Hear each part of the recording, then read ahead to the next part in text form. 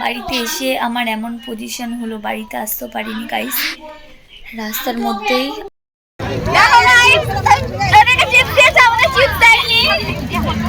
আর চাই না তো দেবে না যাও।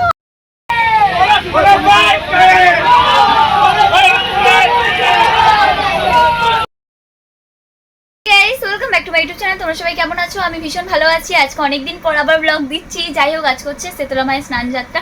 আমরা সবাই মিলে যাবো এখন ঘুরতে, মানে শালকিয়া পর্যন্ত যাবো না, যেহেতু আমার এক্সাম চলছে। তো চলো আজকে সারাদিনে কি কি করি রেডি হয়ে তোমাদের সাথে আসছি। চলো, বেশি কথা বলবো না, কারণ অনেকে আসবে, ওই চেঁচামেচিতে কথা শোনা যাবে না। চলো রেডি হয়ে তোমাদের সাথে আসছি, তারপর দেখা হচ্ছে।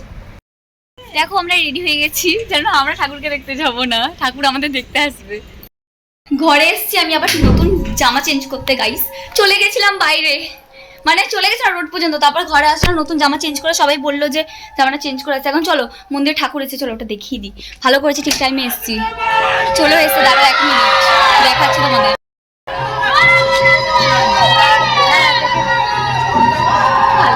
ঠিক আছে,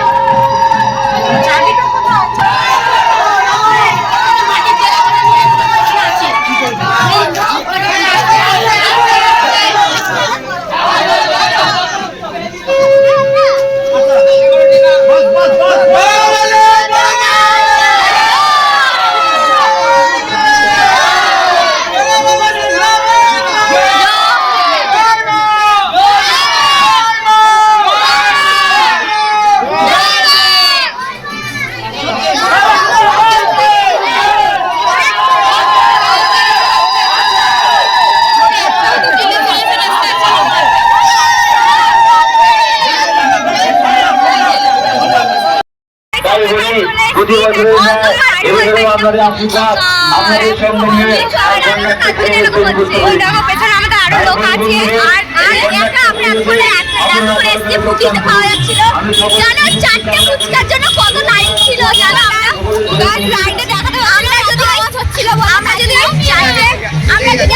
ফুচকার জন্য দাঁড়িয়ে থাকতাম, তাহলে আজকে আমরা রাস্তা থেকে যেতেই পারতাম না। এই যে আরো অনেক খাবার আছে, জানো না? এরা খাবার একটা লালসের জন্য এর উপরে হাত পাচ্ছে, এমন কি অবস্থা। তো চলো ভিডিওটা দেখতে থাকো।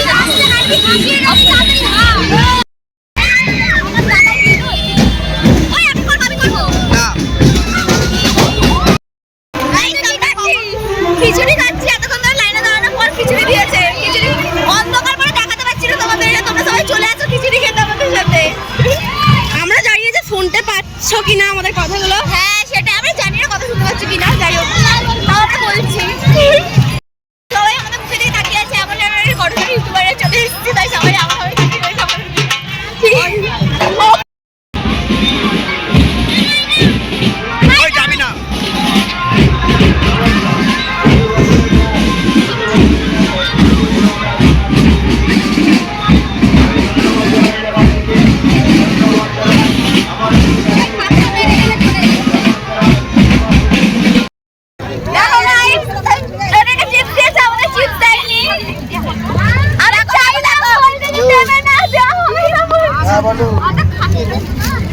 অপমান করে দিল, বলছে বলছে যে অপমান করে দিল, বলছে যে অপমান করে দিল, বলছে যে না না এটা শুধু বাচ্চাদেরই। তারপরে সেই পেপসি আনতে গেছি, বলছে যে না এটা দেওয়া যাবে না, একটা বাচ্চাকে নিয়ে দুবার পাঠিয়েছি। তারপরে যারা এরা সব লাইনে দাঁড়িয়ে আছে, আমাদের যেতে দিচ্ছে না, লাইনেই খালি। মানে আমরা এতক্ষণের মাত্র বিরাটিং এ পর্যন্ত এসেছি, সেই কখন বেরিয়েছি, মানে সেই বিকালে বেরিয়েছি বিরাটিং নিতে মাত্র। যেখানে খাবার সেখানেই মানে এরা সব লাইনে দাঁড়িয়ে পড়ছে। তো কখন বাড়ি যাবো আমরা কেউ কিছু বুঝতে পারছি না গাইস।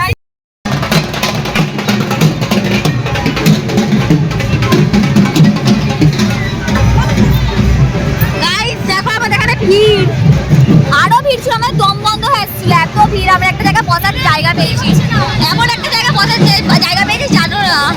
এই যে ঠাকুরটাকে দেখো, অনেক ভিড় গাইস, অনেক ভিড়। আর একটা ঠাকুর আছে দেখো, দেখা যাচ্ছে না ঠাকুরটা, ঠিক আছে?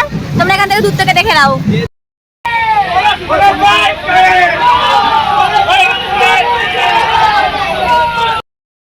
বাড়িতে এসে আমার এমন পজিশন হলো, বাড়িতে আসতে পারিনি গাইস। রাস্তার মধ্যেই এত মাথা যন্ত্রণা করছিল, মাথা ঘুরে পড়ে গেছিলাম। অনেক লোক ছিল, কোনো হসপিটাল যারা চিনো, হাওড়াতে থাকো, কোনো হসপিটাল নিশ্চয়ই চিনবে। কোনো হসপিটালের সামনে মাথা ঘুরে পড়ে গেছিলাম। আমার মাথা পাতা দেখো পুরো ভিজা, এগুলো পুরো ভিজা, জল দিয়ে লেগেছে আমার মাথায়। হ্যাঁ, জানি না, আমি কথা বলতে পারছি না। সবাই বলছে হসপিটালে নিয়ে চলো, আমি যাইনি, আমাকে মা নিয়ে আসলো। আমি ভাবতে পারিনি যে একটা মানে ভালো জায়গায় গিয়ে বাড়ি আসার সময় এরকম হতে পারে আমার সাথে। এমন শরীরটা কন্ডিশন এমন খারাপ আমার, আমি কি বলবো, আমি কথা বলতে পারছি না। কালকে ভিডিওটা আমি এখন করছি। আমি বেরিয়েছিলাম মায়ের চানে, মানে ঠাকুর দেখবো বলে। আমি ভাবিনি যে আমার সাথে এরকম হয়ে যেতে পারে। আমি আস্তে আস্তে কথা বলছি, মানে আমার গলা থেকে সাউন্ড বেরোচ্ছে না, এমন আমার অবস্থা হয়ে গেছে। দুদিন ধরে আমার শরীরটা ভীষণ খারাপ, না খাওয়া দাওয়া কিচ্ছু নেই। তাও আমি বেরিয়েছিলাম, আমার মা বারণ করেছিলাম, আমি তাও বেরিয়েছিলাম। এর জন্য বলে বড়দের কথা শুনতে হয়। আমরা তখন ভাবি না, পরে হয়ে যাওয়ার পরে আমরা ভাবি যে হ্যাঁ, তখন যদি শুনতাম এই জিনিসটা আর হতো না আজকে। যাই হোক, ওখান থেকে আসার পরে আমি বুঝতে পেরেছিলাম যে আমার শরীরটা খারাপ লাগছে, তাই আমি বেরিয়ে গেছিলাম ওখান থেকে। অনেকে গেছিলাম, আমরা সবাই আলাদা হয়ে গেছিলাম। এবার আমি আসছি, আস্তে আস্তে একটা হসপিটালের সামনে অজ্ঞান হয়ে গেছিলাম। আমি পুরো অজ্ঞান, সেন্সলেস হয়ে গেছিলাম। অনেক অনেক যারা সেই খাবারের লাইন দেয় না, ওই সবাই আমার কাছে চলে এসেছিলো খাবারের লাইন ছেড়ে। একটা বড় সে বোতলগুলো হয়, 500-র বোতলগুলো, ওই বোতলের জল পুরো মাথায় গায়ে ঢেলে দিয়েছে আমার। ঢেলে দেওয়ার পরে আমার সেন্স এসছে। সেন্স আসার পরে সবাই আমাকে বলছে যে চলো, সামনে যেহেতু হসপিটাল আছে চলো নিয়ে যাই। আমি বললাম যে না, আমি হসপিটালে যাবো না। কান্না শুরু করে দিয়েছি যে আমি বাড়ি যাব, আমার মাকে ফোন করো, হসপিটালে নিয়ে গেলে ইঞ্জেকশন দিতে হবে। তাই আমি আর যাইনি, তাই মাকে ফোন করলাম, মা এগিয়ে এসছে, গেছি কোনো রকমভাবে। যাই হোক গাইস, আজকের ভিডিওটা ছিল একটা আনন্দের, শুরু থেকে আনন্দ আর শেষ হচ্ছে একটা কষ্টের জিনিস থেকে। মানে আমি তোমাদের কোনো রকম আপডেট দিয়ে উঠতে পারিনি যে আমার শরীরে এরকম কন্ডিশন। যারা আমাকে ভালোবাসে তারা নিশ্চয়ই অনেক খবর নিতে। আমার কালকে এত শরীর খারাপ ছিল যে বাড়িতে আসার পরে আমি কাউকে বলতে পারিনি। যাই হোক, আমি এখন ভালো আছি আপাতত। যাই হোক, আজকে ভিডিওটা যারা এতদূর পর্যন্ত দেখেছো তারা প্লিজ একটা লাইক করে দিও, চ্যানেলটা সাবস্ক্রাইব করে দিও। দেখা হচ্ছে নেক্সট ভিডিওতে। ততদিন তোমরা খুব ভালো থেকো, আমিও খুব ভালো থাকবো। Bye bye.